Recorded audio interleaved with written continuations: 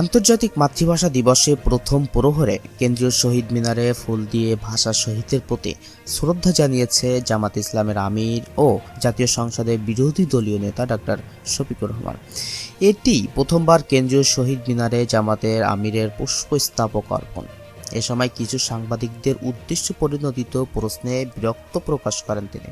একই সঙ্গে রাজনৈতিক মহলে অভিযোগ উঠেছে, একটি স্বার্থান্বেষী মহল ও দালাল সাংবাদিকরা পরিকল্পিতভাবে জামাতে ইসলামীর ইতিবাচক কর্মকাণ্ডগুলোকে প্রশ্নবিদ্ধ করার অপচেষ্টা চালাচ্ছে। শনিবার 21শে ফেব্রুয়ারি প্রথম প্রহরে রাষ্ট্রপতি ও প্রধানমন্ত্রীর শ্রদ্ধা নিবেদন শেষে কেন্দ্রীয় শহীদ মিনারে যান জামাতের আমির ডক্টর শফিকুর রহমান।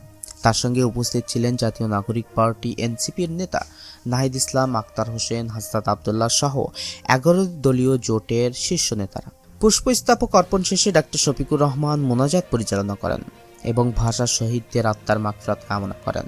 পরে সাংবাদিকদের সঙ্গে আলাপকালে তিনি বলেন, রাষ্ট্রীয় আচার হিসেবে, বিরোধী দলীয় নেতা হিসেবে শহীদ মিনারে এসে শ্রদ্ধা জানানো আমার দায়িত্ব। সেই দায়িত্ববোধ থেকেই আজকে এখানে এসেছি। তবে জামাতে ইসলামী পূর্বে শহীদ মিনারে ফুল দেয়নি। এই প্রসঙ্গে এক সাংবাদিকদের প্রশ্নে বিরক্ত প্রকাশ করে তিনি বলেন, এমন পবিত্র দিনে এ ধরনের প্রশ্ন না করাই শ্রেয়। এদিকে রাজনৈতিক বিশ্লেষক ও সামাজিক যোগাযোগ মাধ্যম ব্যবহারকারীদের একাংশের অভিযোগ করেছে, একটি বিশেষ গোষ্ঠীভুক্ত দালাল সাংবাদিক ও কিছু মিডিয়া পরিকল্পিতভাবে জামাতে ইসলামীর ইতিবাচক কর্মকাণ্ডের মধ্যেও নেতিবাচক দৃষ্টিভঙ্গি খোঁজার চেষ্টা করছেন। তাদের দাবি, রাষ্ট্রীয় দায়িত্ব পালনকালে এমন একটি স্বাভাবিক ও ইতিবাচক ঘটনাকেও বিতর্কিত করার অপচেষ্টা গণমাধ্যমের নীতি, নৈতিকতা ও পেশাদারিত্ব নিয়ে প্রশ্ন তোলে।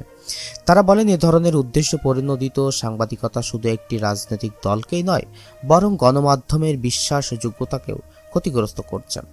সচেতন মহল মনে করছেন, গণতান্ত্রিক সমাজে সাংবাদিকতার দায়িত্ব হওয়া উচিত সত্য, ভারসাম্য ও বস্তুনিষ্ঠ তথ্য উপস্থাপন করা, কোনো দল বা ব্যক্তিকে উদ্দেশ্য পরিণোদিতভাবে বিতর্কিত করা নয়।